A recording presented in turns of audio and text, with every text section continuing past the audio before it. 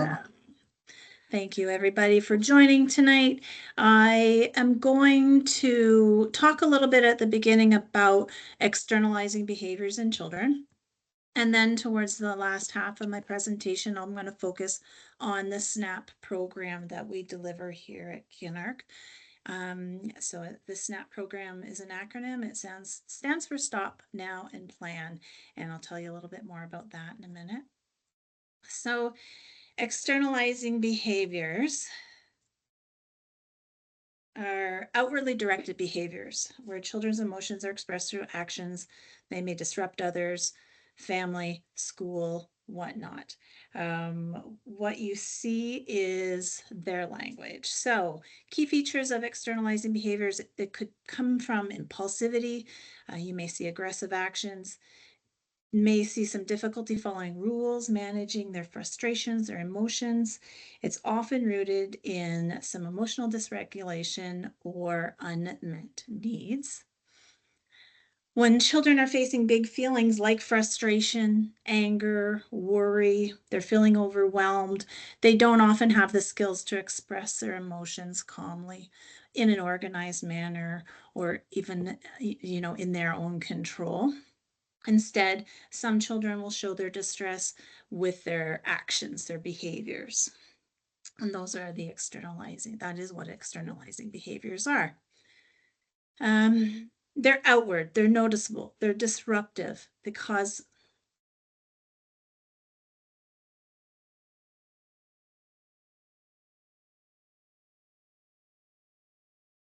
sorry about that, it keeps kicking me out.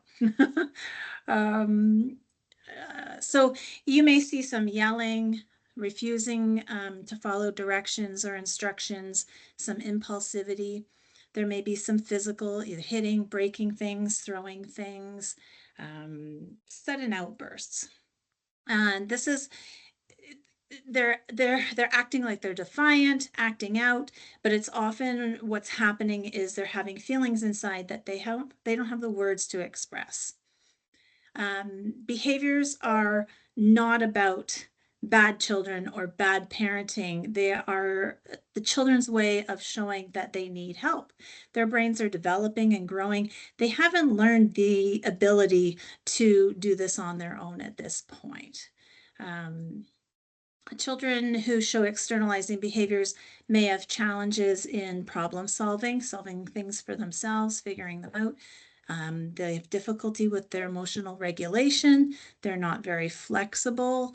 They don't have flexible thinking, and they have a hard time really communicating their needs. Their behavior becomes their voice. That can be very frustrating for the adults and siblings and whatnot around. So it's important to remember that this behavior is a way of communication. So when their behavior is loud and disruptive, it's their way of saying to you, I don't know how to handle this feeling. It's so big. Or I'm feeling really overwhelmed. I feel like I've lost my control. That's what their behaviors are telling you. That's what's going on inside that they can't express in their words. But with some guidance, some practice, some patience, and connection to the adults around them, children will and can learn healthier ways to express their emotions, to learn to solve problems on their own, and to ask for help, more importantly. And as parents and caregivers, our role, your role, is to respond with understanding, some patience, giving some structure, some support, helping them build those skills that they have not yet developed. Okay.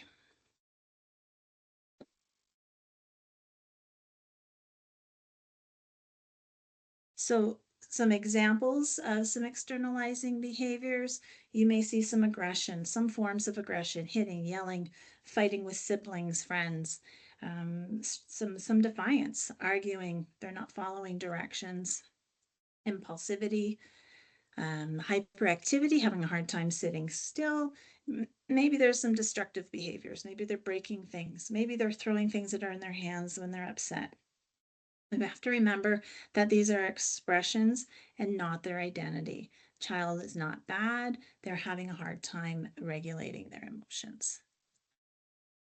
So some people want to know the why. We have the what. No, now what is the why? Um, could be any pieces of what you see on the screen. There could be some genetic pieces going on. Maybe they have a diagnosis of ADHD, etc. Maybe in the past there's been some inconsistent parenting or disciplining. Maybe there's been some harsh disciplining. Maybe the family's going through a lot of stress. Maybe there's been some trauma. Maybe early on there's been some disruptions in attachment and growing. Maybe things are going on in school. Maybe they're being bullied. Maybe they're having a hard time getting along with their friends. Maybe they have some learning difficulties. And maybe they also have some unmet sensory or emotional needs. So, the whys could be all of those happening at different times and coming together with their inability to share with you. Lots of ways to look at how to help and support our children. There are some evidence-based modalities. So for parent-specific training, there's Triple P, for example. That is a strategy that helps parents only. Maybe some cognitive behavior therapy, CBT, can help children manage their anger and their impulsivity. It helps them connect their thoughts, their feelings, and their behaviors. As we talk later on about SNAP, that is based in CBT. Maybe you're going to look at some behavioral therapy, using reinforcements, reward charts, structuring in a way to shape some behaviors. Family therapy, coming together as a family, learning how to communicate, helping each other to be heard and to have other family members hear what you're saying, and learning to communicate together can be really, really, really helpful. And oftentimes you want to have the school on board. If you're having some struggles at home and you're having struggles at school, you want to work together so that strategies are being used across the board, so it's easier for everybody to follow and go along. Before we get into the SNAP piece of what I want to talk to you tonight, I want to talk a little bit about co-regulation, because that is something that you will learn about and discuss in any kind of treatment strategy that you enter into. So co-regulation is a supportive process where adults will help children to manage their emotions, calm their bodies, and feel safe when they're feeling overwhelmed or struggling. It's not about fixing the problem, or it's about kind of stopping that behavior in that moment and helping the kids to be calm. So it's about you being a calm presence that children will borrow your calm, that they don't know how to do that themselves yet. As I said earlier, children are not born with these skills. They have to learn and develop as their brain develops. So they're not born with the skills to handle their big feelings. They're not born with the ability to share their words and express themselves well. These skills, such as calming down, thinking before you're reacting, or expressing themselves in healthy ways. If you're learning to co-regulate, then this is going to develop slowly over time, and they will learn from you. So co-regulate is you staying calm when your child is not. Not easy to do. It takes practice as an adult as well. You're offering comfort, structure, clear guidance in this moment. You're helping them to name what they're feeling. Like you might want to look at them and say, you know what, you look really angry. You must be feeling really frustrated. Using the feeling, using those words helps them build that into their dialogue and their strategies. You might want to show them how to do some deep breathing. You're going to sit down and deep breathe with them. Come on over here and sit with me. We're going to do some deep breathing together. This is kind of the language you might want to use. You're helping them to calm, to pause, and then get through this really as quickly and as the best way possible. You're also letting them know they're not alone in their feelings. It's like lending children your calm when they don't have that for themselves. In the moments of distress, they don't have the capacity to think clearly, or to make good choices in that moment. Their emotions are taking over. Then that's when you need to be calm. You need to lower your voice. When they're getting louder, you're getting quieter. You need to just direct, express their feelings, help them learn the words through you. Over time, through repeating this experience of co-regulating with them, children will begin to internalize calm feelings. They'll start to use their strategies. They may start to think like, I know how to calm myself. I can handle this. I can do this. And that's how eventually over time, teaching co-regulation and doing co-regulation with your kids is going to teach them self-regulation, which is something that, many people are seeking ways to teach kids how to self-regulate. So co-regulation isn't a single strategy. It's based on your relationship. It's about connection and safety and modeling for your kids and being that calm when they need it and they don't have their own. So following that, how does SNAP fit into this? This is where SNAP can be helpful. SNAP stands for Stop Now and Plan. It is an evidence-based CBT program that provides a framework for teaching children who are struggling with behavioral issues. It will teach parents effective emotional regulation, self-control, and problem-solving skills as well. The primary goal of SNAP is to help children to stop in that moment, calm, and think before they act. It can keep them out of trouble at home, at school, whatnot. So just move this out of the way. SNAP was developed by the Children's Development Institute out of Toronto. It's an accredited children's mental health organization. They're celebrating their 40th year of SNAP. It's an intervention that program that was developed for kids under the age of 12 who were in conflict with the law or on the way to be in conflict with law. Since then, this program has grown and evolved. It's all over the world. I think they're in many different countries. They're in Florida. They are in Ireland. They're in Australia. So they're really successful all over. So it's a recognized model for teaching children and their parents how to effectively manage their emotions and to keep their problems small. That is a sentence that we use all of the time in this program. We want to help you keep your problems small. Children who are between the ages of 6 and 12 are eligible and up until their 12th birthday. And currently right now, children with an ASD diagnosis are not eligible for this program.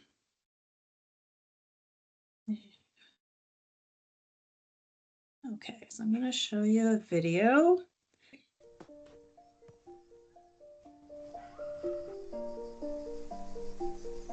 May I please have my ball back? No. It's not yours, it's mine. I know. Every day, children are faced with making difficult choices in the moment. At this moment, Johnny is starting to get angry. I want my ball back. He took my ball. I want to hit him. Johnny is using an emotion regulation cognitive behavioral technique called SNAP.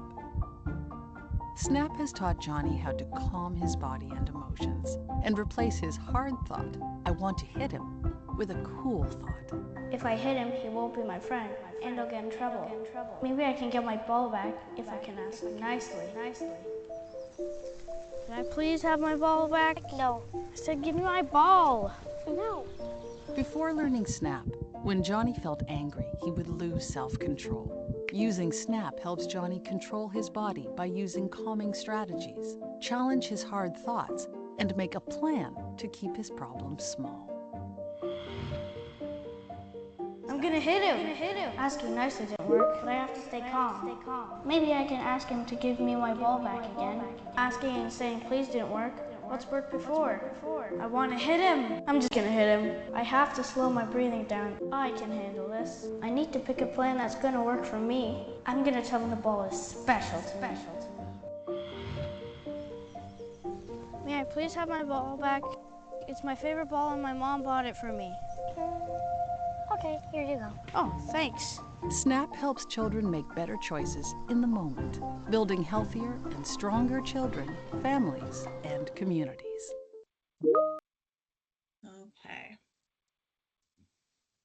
So SNAP, as I said, is an acronym. The acronym is Stop Now and Plan. So if you think of a traffic light, which is something that pretty much everybody can imagine and picture, red for stop now, that's when the children are taught different strategies to help them calm in that moment. We all will have a hard thought. In the yellow, you're going to we teach them to pause and think of a challenging, what we call cool thought. So a hard thought and a cool thought to continue in that direction of staying calm. Red light is green, green is go. Go in this situation is a plan. What is your plan? What are you going to do? In the video, you saw that Johnny's plan was to ask for the ball and tell them that it was special. And that whole process ended up working out for him in the end.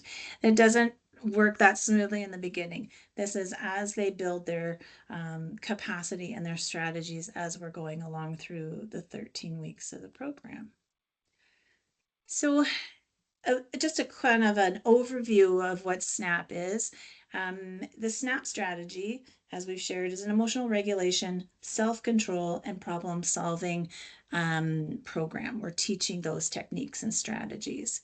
It is a 13-week, once a week program, runs for 90 minutes. The children and the caregivers are working together.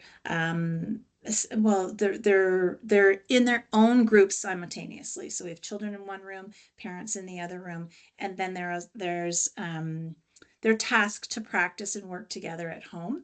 We can also involve the school if need be, as little as sharing that with the school. What is SNAP? What is the strategies that might be working and that are helpful? And then if needed, we're able to consult throughout their time with us. So in SNAP, we teach children and their families how to make better choices in that moment and how to move forward with a positive plan. And as I said, it is based in cognitive behavior therapy, CBT.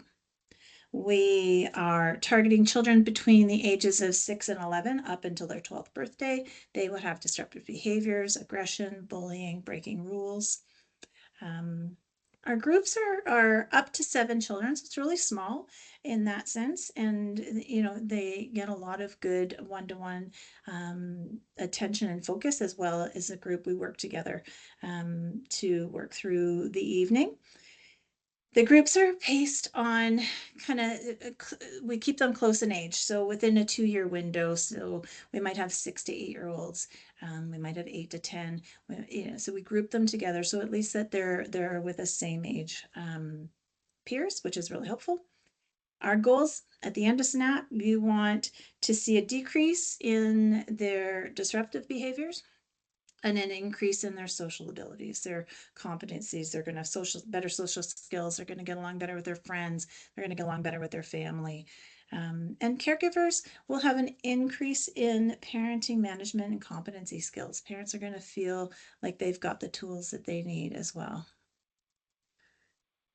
Outcomes. So CDI, the Children's Developmental Institute, has done oodles of feedback and they do lots of studies, and this is what they have found, that over the period of time, children who learn SNAP and use SNAP, families who use them together, will be less aggressive, less fighting, less attacking, stealing, lying, all of those behaviors they would have presented with.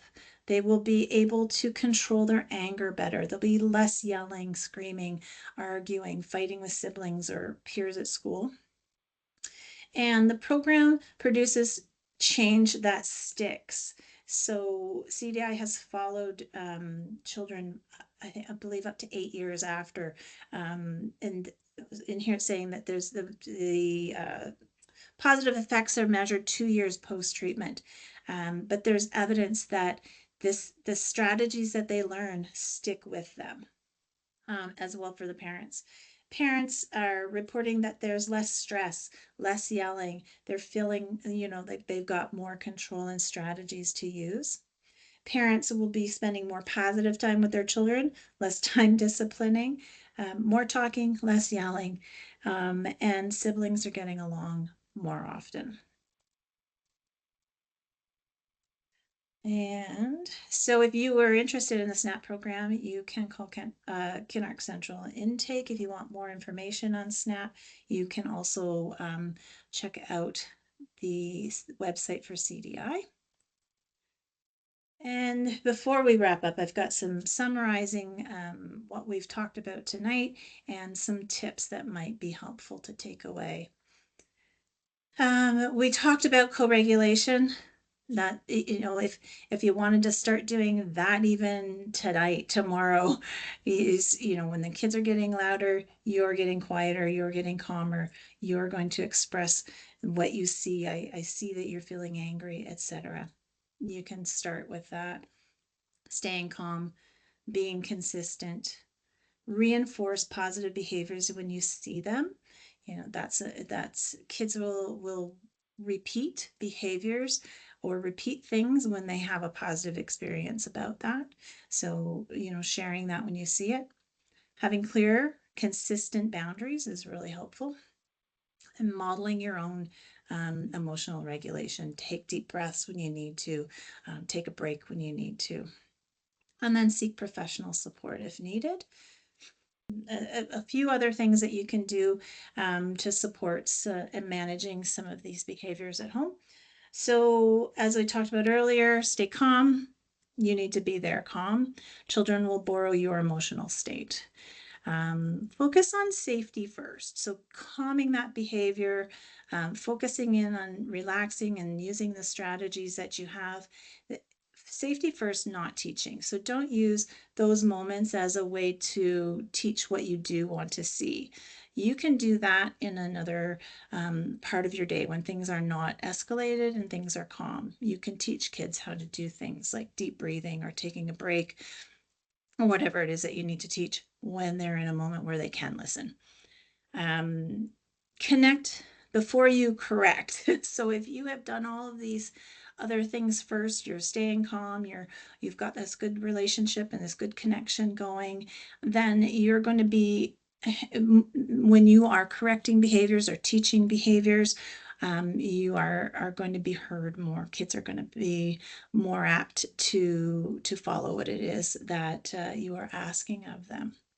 Remember to name their feelings, not the behavior. You look really angry today. You're feeling a little overwhelmed, rather than stop shouting, stop yelling. You want to just name the feeling first. You must be really frustrated. You didn't like when that happened. When they start having words for what's going on in their feelings, they're going to be easier to use their strategies. It's going to be easier for them to relax and calm. You want to be clear, consistent, and calm with all of the limit setting that you want to do.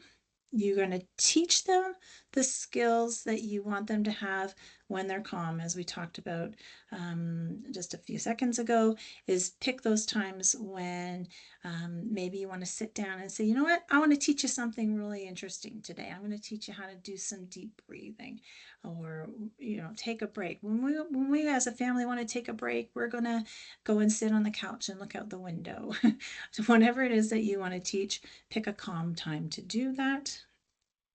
And you want to praise every small effort.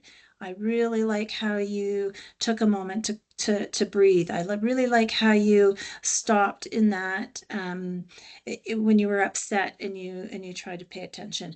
Focus on praise as much as you can.